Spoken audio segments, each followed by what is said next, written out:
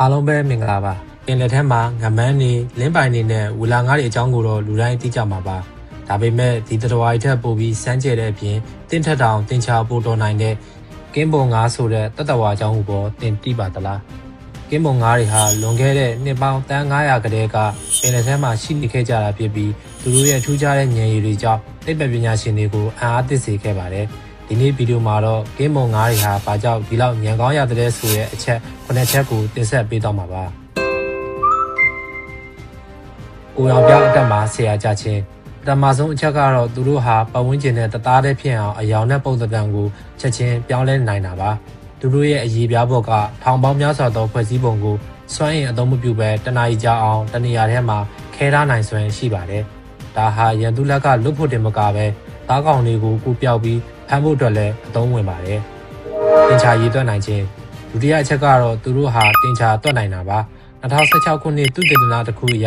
ကင်းပုံငါးတွေဟာပဇွန်၄កောင်ပါတဲ့ဘူးနဲ့၅កောင်ပါတဲ့ဘူးကိုပြတဲ့အခါမှာဘယ်ဘက်ကပုံများလဲဆိုတာကိုတင်ချာရေးသွက်ပြီးရွေးချယ်နိုင်တာကိုသိရှိခဲ့ရပါတယ်။အဆုံးသုံးမင်းရည်တတိယအချက်ကသူတို့ရဲ့မင်းရည်ပါရန်သူကိုမှင်နဲ့ပတ်ပြီးထွက်ပြေးရုံတင်မကပဲအရင်ခေတ်ကစာရေးဖို့နဲ့ပကြီးဆွဲဖို့အတွက်ပါအသုံးပြုခဲ့ကြပါတယ်။ယခုခေတ်မှာတော့ဒီမင်းရီကိုပါစတာခေါက်ဆွဲနဲ့ပင်လယ်စာဟင်းရာတွေမှာအရသာထဲဖို့အသုံးပြုနေကြပါတယ်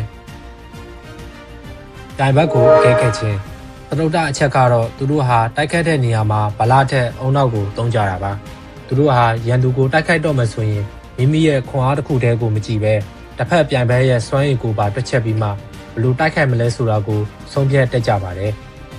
လိုအပ်လက်နက်ပစ္စမအချက်ကတော့သူတို့ရဲ့လက်တံတွေအောက်မှာပုံကွယ်နေတဲ့စတူရည်နှုတ်သီးလိုမျိုးချွန်ထွက်တဲ့နှုတ်သီးပါပဲဒီနှုတ်သီးဟာကနန်းခွန်တွေကိုရိုက်ခွဲနိုင်ရုံတင်မကပဲသားကောင်ကိုလှုပ်ရှားမနိုင်အောင်လုပ်နိုင်တဲ့အစိတ်လဲပါဝင်ပါတယ်အမားရောင်ဆောင်ပြီးလှည့်ဖျားခြင်းစတမအချက်ကတော့အလွန်စိတ်ဝင်စားဖို့ကောင်းပါတယ်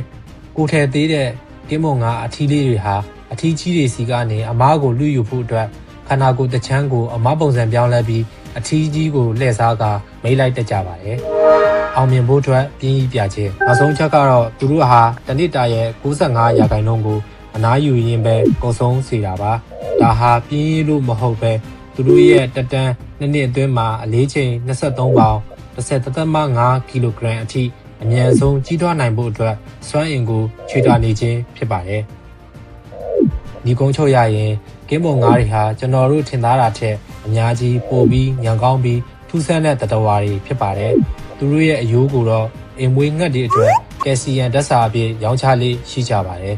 ။ယခုပြောပြသွားတဲ့အထက်မှာတင်အောင်ရဆုံးအချက်ကဘာဖြစ်မလဲ။ကင်းပုံငါးတွေကတင်ချာရေးတွက်နိုင်မယ်ဆိုတာကိုရော